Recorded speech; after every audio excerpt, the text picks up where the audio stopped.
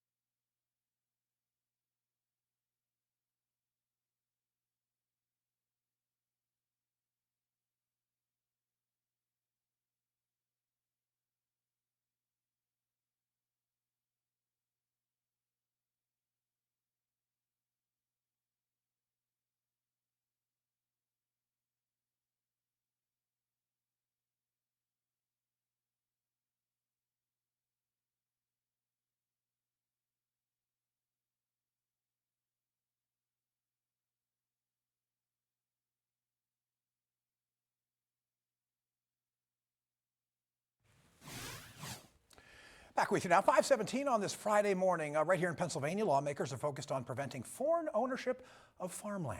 Jane King has your local morning business report.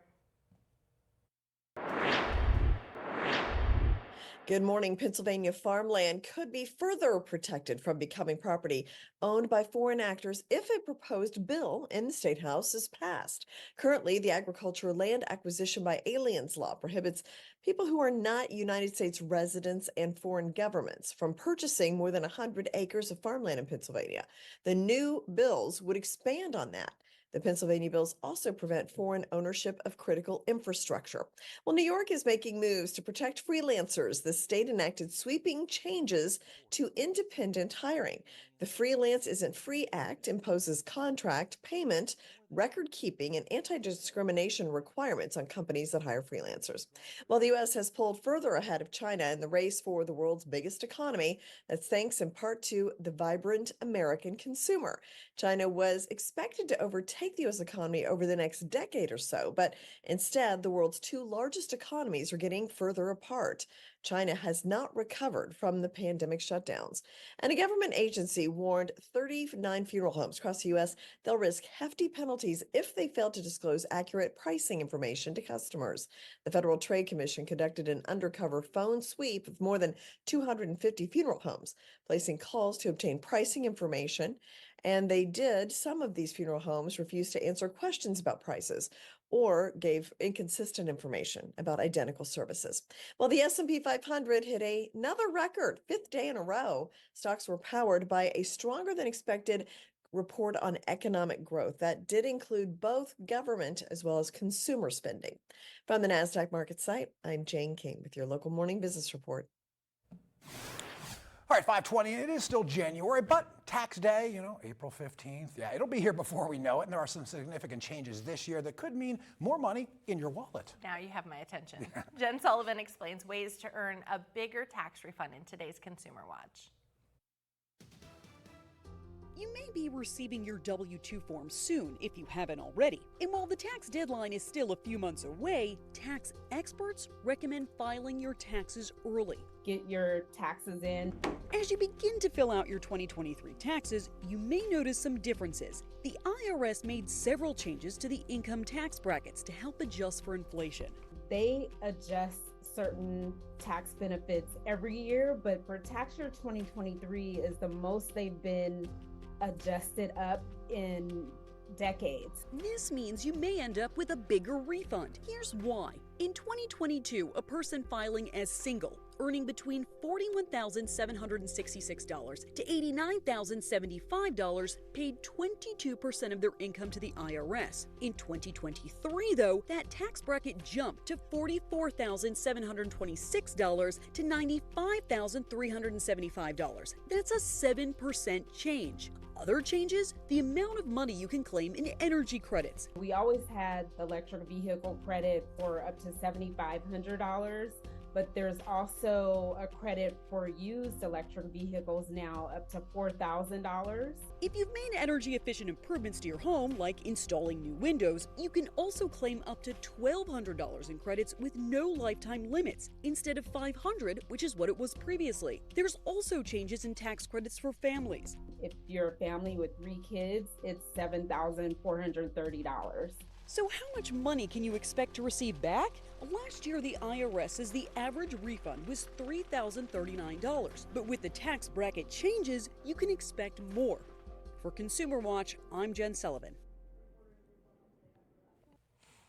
It is National Skating Month, and to celebrate, there's a chance for you to gear up and hit the ice for free. All right, yeah, Lake Erie Sports Alliance and Lecom Sports teaming up for that free skating day of this weekend. Public skate and mini lessons are going to be offered from 11 a.m. to 12:30 p.m.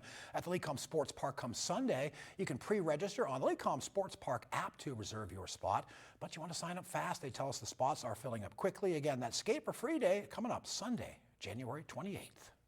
Well, that'll be a lot of fun, especially because we're losing the winter weather feel outside momentarily. Skating across Presque Isle Bay is not a possibility, I don't think, at this point. Not anyway. advised. No. Yeah, certainly not advised. It was never really advised, even some of the cold weather. We did get that ice was very, very thin. And with the cold weather we've actually seen quite a bit of advection fog. Yesterday, believe it or not, the National Weather Service had the most zones ever under dense fog advisory. So that sweeping cold we saw last week being replaced by warm air has led to, yes, advection fog. What happens here in the winter time is we get cold land, of course, with those cold shots, and that warm, moist air travels over the cold land, and when that happens, that air is actually cooled down to saturation. You can see we don't have any snow on the ground, but it doesn't mean that ground is really any much warmer, so it gets cooled on down, and that typically occurs when we do have a warm front, but we really haven't seen that warm front here just quite yet. It's down towards the Meadville area.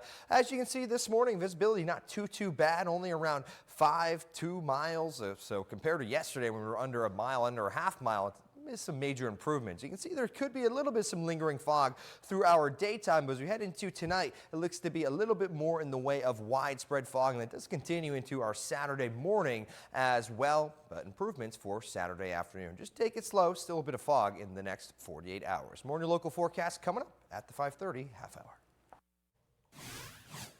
But first, after the break, we're going to check out all the action from the local high school hardwood. Yeah, lots of basketball action Thursday night. It's all part of that Friday morning sports report after the break.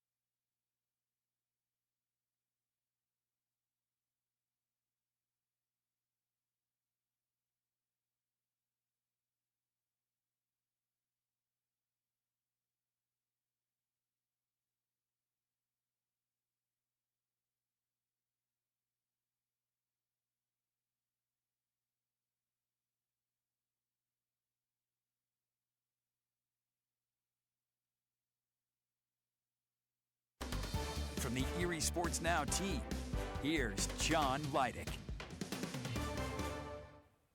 Second half of region action getting underway with girls basketball teams seeing their region foes for a second time in the regular season. Two of the top three teams in Region 3, Northwestern hosting Northeast.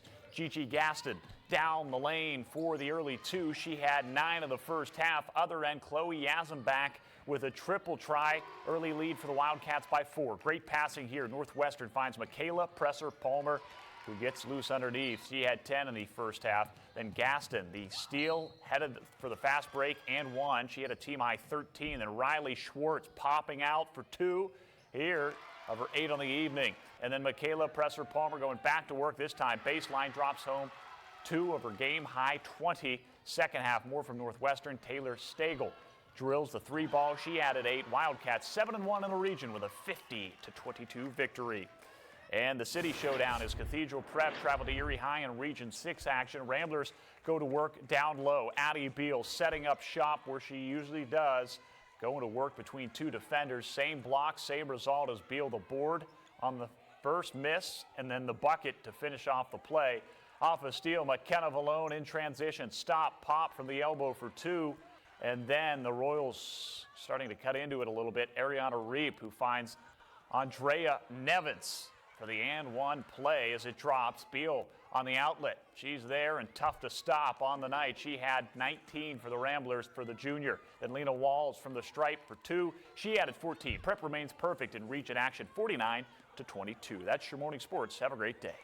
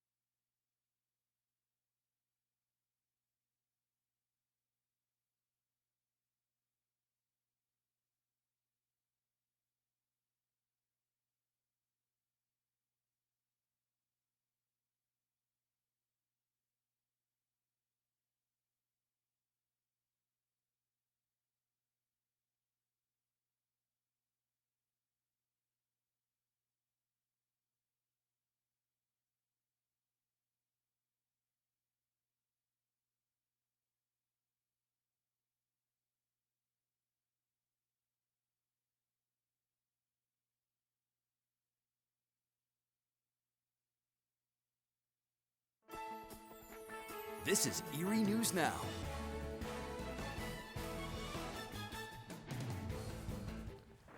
It's a Friday, and that's always a good thing, but we're waking up to some wet weather, it seems. Yeah, wet weather and a wide array of temperatures, 30s all the way to 60 degrees down there in the Meadville area. So kind of a bit of a boundary, and those places that are warm right now won't be lasting, unfortunately. Rest of the day, do have some colder air seeping into the region. And as Mark was talking about, once again, still dealing with a couple of rain showers. You see the wet roadways down there, Upper Peachtree with our Gary Miller at the mall cam. We are seeing a little bit of some fog too, but it's not quite as dense. You can see the visibility not quite as bad as what we saw yesterday morning when pretty much all our webcams were just a gray screen. 52 Bradford, 36 up into Buffalo, 60 Meadville. Temperatures right here in Erie right around 40 degrees. It's 58 in Akron, 38 in Cleveland. So you can see right where our front is, some warm air advection. It's 63 down in the Pittsburgh area right now. Temperature change past 24 hours. It's a little bit warmer across the region, but Cleveland minus 10. So we'll continue to see kind of these winds switching around here through our daytime. More of that southerly flow eventually being more replaced by kind of a calmer wind as we head into tonight in that westerly flow. 42 showery this morning, overcast skies. We head through noontime and lots of clouds around 4 p.m. And once that wind goes calm later on this evening, we do expect to see some fog forming once again across the region. We'll have more on your forecast coming up after those top stories. All right, thanks so much, AJ. Closing argument set for later on today. There's a potential verdict expected as well, all in the damage phase of E. Jean Carroll's defamation lawsuit against former President Donald Trump. As that legal battle nears an end, Trump's political opponents are ramping up the fight to win the White House. Bree Jackson has the latest from Washington. Former President Trump returning to a New York courtroom today where journalist E. Jean Carroll is seeking $10 million in damages. A jury is weighing how much, if any, to award her after Trump was found liable last May for sexually abusing and defaming Carroll. Trump briefly took the stand Thursday, saying he wanted to defend myself, my family, and frankly, the presidency, a statement struck by the judge.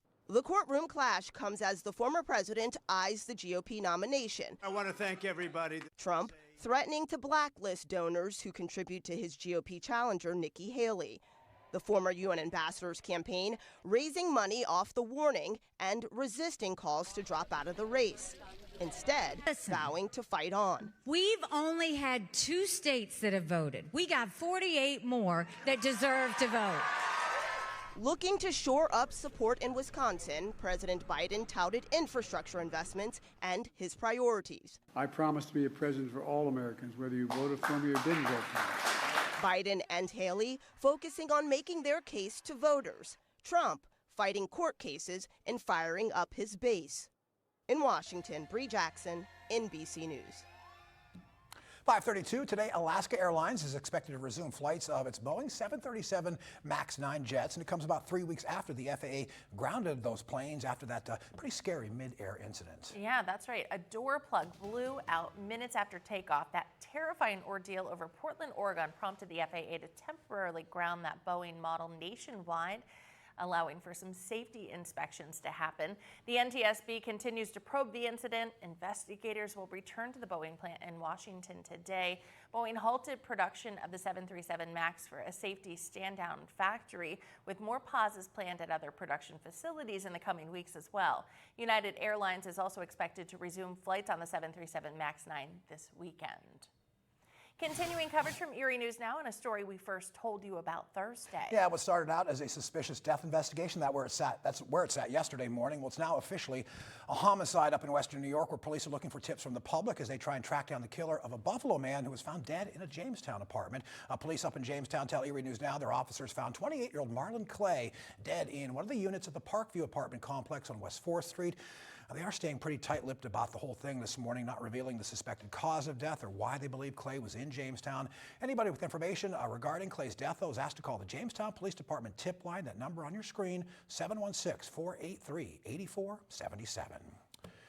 All right, 5:33, and we know this early morning time is the time a lot of folks head to the gym. And right here in the city of Erie, there's a brand new jungle gym, you could call it. It's opening up specifically for kids. It's right on the city's west side. This one's called We Rock the Spectrum. They're celebrating their grand opening this weekend, and it's all about creating an inclusive space where kids of varying ability levels can come together. The owners, Colleen and Mike Parsons, have multiple children with autism, and being advocates for those with disabilities is extremely important to them. They say this gym is designed to cater to the needs of children, particularly those with autism.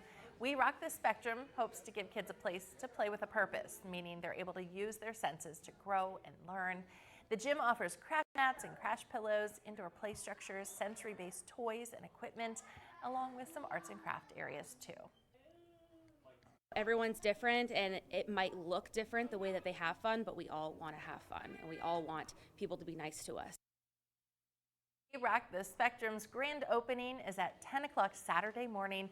Our Megan Solensky is headed there now. She'll have a live look at the new gym at 6 o'clock this morning.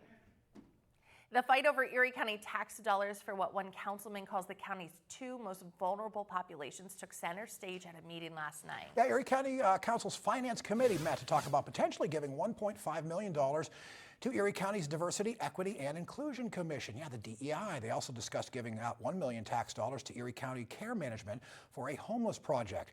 Erie County Executive Bretton Davis' administration has joined the growing chorus of Republican voices nationwide looking to eliminate funding for those DEI commissions.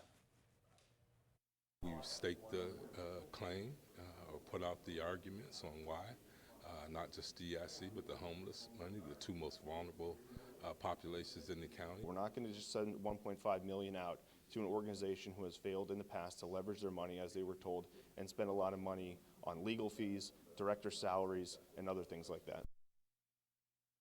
The full Erie County Council is expected to address the funding question for both the DEI Commission and that homeless project at their meeting next week.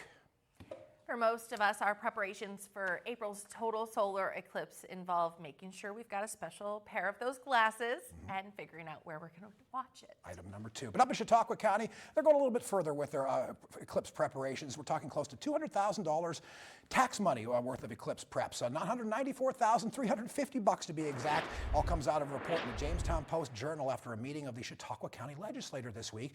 Yeah, they voted to spend almost $200,000 out of a reserve account on supplies and equipment that they say will help them prepare for that April 8th eclipse. All 18 Republicans on that panel voted for it. All 5 Democrats voted against spending that money. They say they're going to use it to buy a computer software, a portable cell tower, and 2 message sign trailers, along with medical supplies. Those who voted for it say it's necessary, with some calling for the possibility of up to 250,000 visitors in Chautauqua County alone during the eclipse. We'll have to wait and see about that.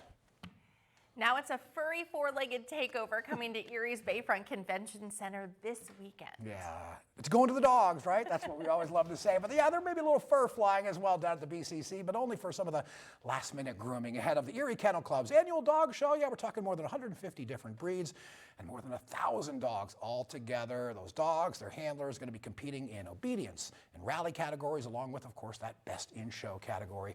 Breed winners will actually get to move on to the next level of canine competition. Some have made it from Erie all the way to that Westminster Kennel Club show in New York, kind of the Super Bowl of those dog shows. The show this weekend down at the BCC will run you $8 for adults, $6 for kids tomorrow and Sunday down at the Convention Center.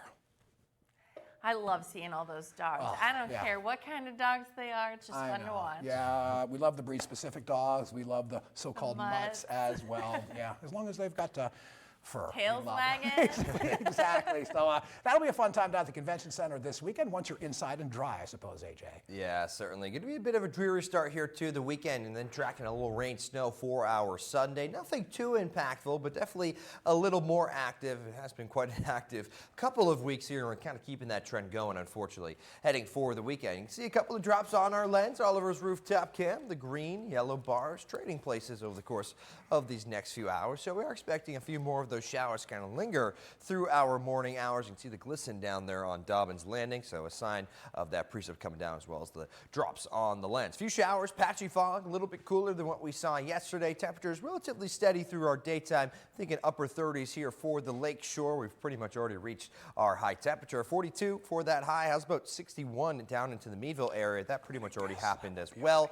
Your temperatures, Meadville, Bradford, Newcastle, they'll continue to go down as this cold air seeps further and further southward, and our low pressure says bye-bye, because we did see that rain through the overnight, and it is quite a bit of some temperature advection we are seeing from the south. A good 10, 20 degrees above normal starting off this morning, but of course there are changes on the way. I'll have details on that. I'll take you through Futurecast coming up right after the break. 5:39, still ahead on your Friday. The first execution by nitrogen gas performed last night. It's a potentially simpler alternative when it comes to the death penalty. We'll take a closer look at that next. Plus, we take a live look outside of our building right now. There's a blood drive happening. We'll get you more information on how you can help out after the break. Stay with us.